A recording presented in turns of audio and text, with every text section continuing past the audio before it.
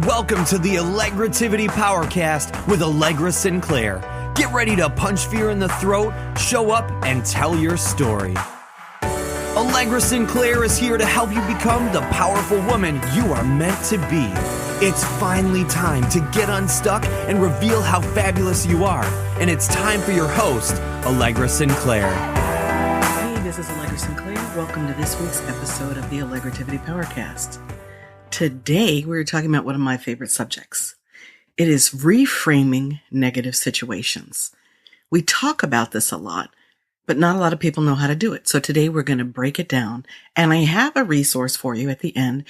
I'll tell you right now, you can go to allegrasinclair.com/reframe and download a cheat sheet that will be a great reminder for you as you're walking through this universe, walking through your journey, learning how to reframe.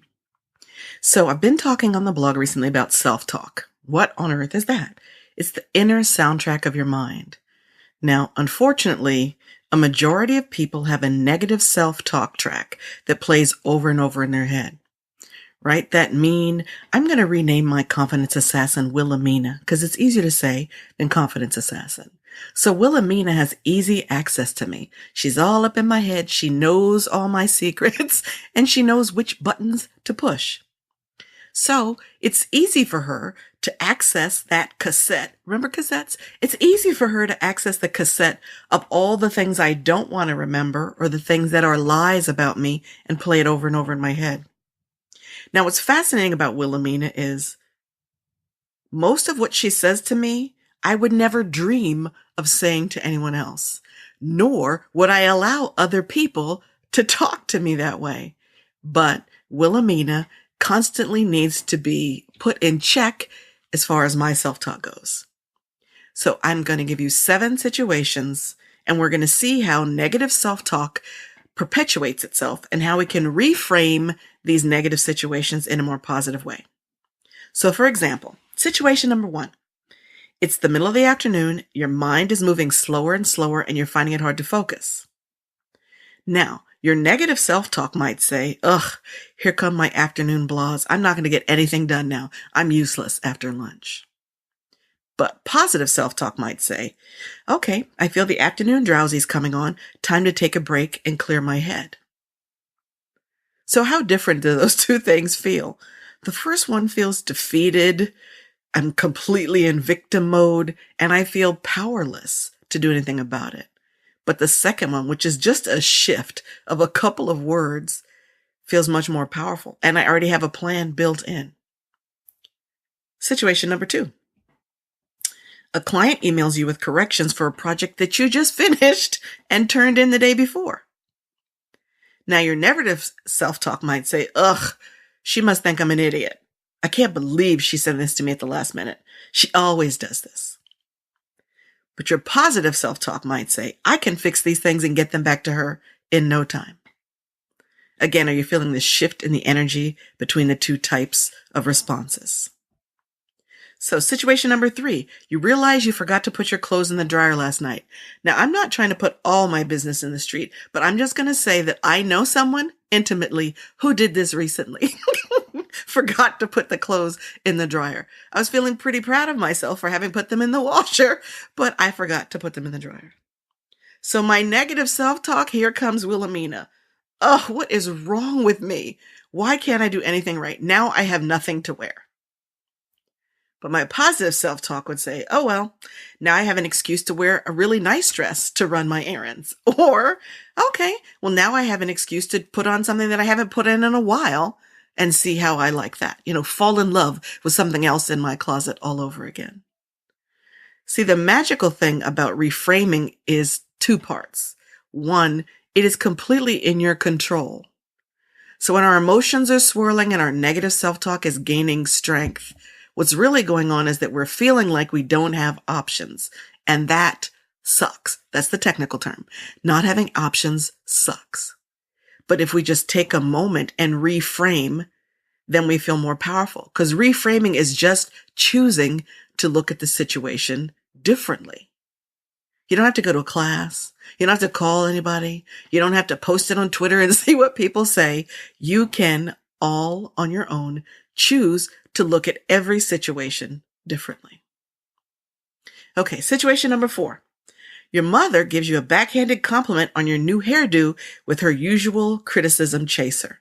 Now, I'm not saying everyone's mother's like that. Y'all know me well enough to know that. However, mothers, aunts, female relatives have the ability to give those compliments that don't really feel like a compliment, so you're not sure after you've been given it if you should say thank you or buzz off.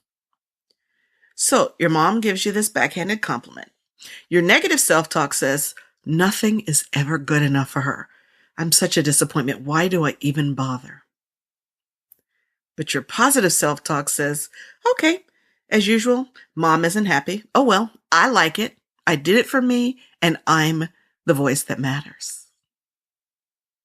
Situation number 5. You found out that a group of your friends got together for coffee and you weren't invited. Ow, that's a little painful. Your negative self-talk says, they must not like me. I wonder what I did to make them mad at me. I bet they were talking about me. Your positive self-talk says, I bet they had a nice time. I'm going to remind them to call me the next time. Or, hey, I guess they had a nice time. I don't have to sit around and wait for them to invite me to coffee. I could go to coffee by myself, or I could go with someone else. Again, it's all about choice. Situation number 6. You've worked really hard exercising lately. You're eating right. You're taking your vitamins, and you hop on the scale and find out that it shows you gained 2 pounds. Now, your negative self-talk might say, I don't even know why I bother. I'm done. Over. Allegra out. Why am I eating healthy? Clearly, it's not working because I gained weight instead of losing weight. Your positive self-talk might say, while the scale doesn't show a loss, I feel great. My clothes are getting looser. I have more energy. I'm sleeping like a baby. And I find I like being active. And all the nutritious, healthy food I'm feeding my body makes me feel different. And I like it. Situation number 7.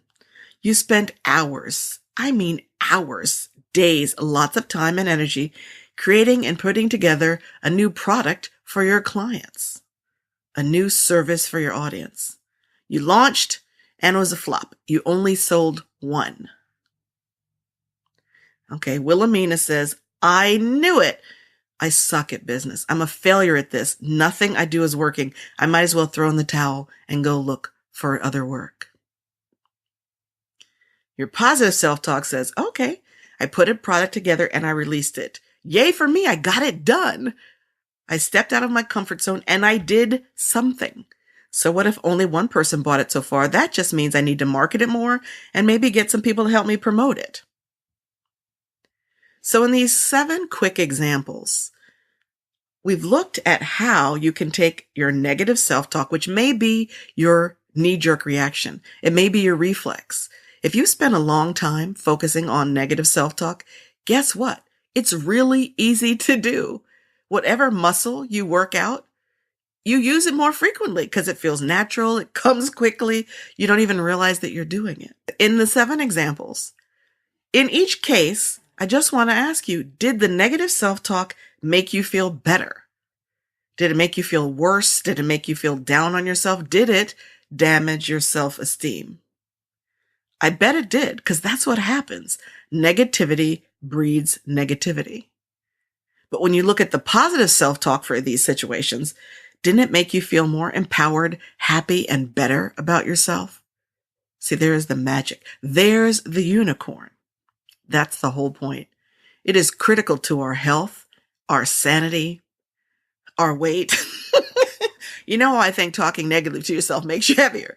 It is critical to who you are, showing up completely and connecting with the world, that you begin to practice more positive self-talk and replace the negative one. Because just saying, okay, I'm going to stop my negative self-talk doesn't help all by itself. You do need to stop the negative self-talk, but you need to replace it with something more positive, right? We want to fill that empty space with positive stuff that builds us up, that expands us, that makes us feel like we can fly.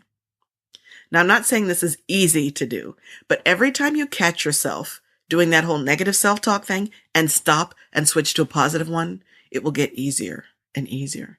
And you'll find yourself catching yourself sooner and sooner.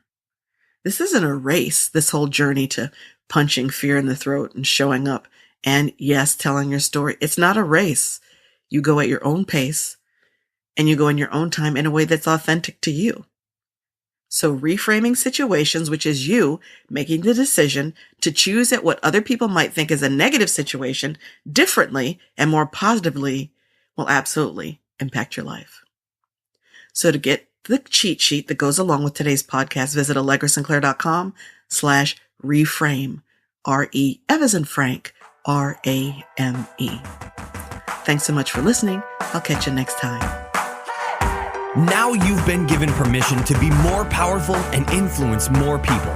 If you've enjoyed this episode, please head over to allegrasinclair.com/iTunes and leave a review. It will help Allegra get the message out to more women that they can punch fear in the throat, show up, and tell their stories. We'll see you next time on the Allegrativity Powercast with Allegra Sinclair.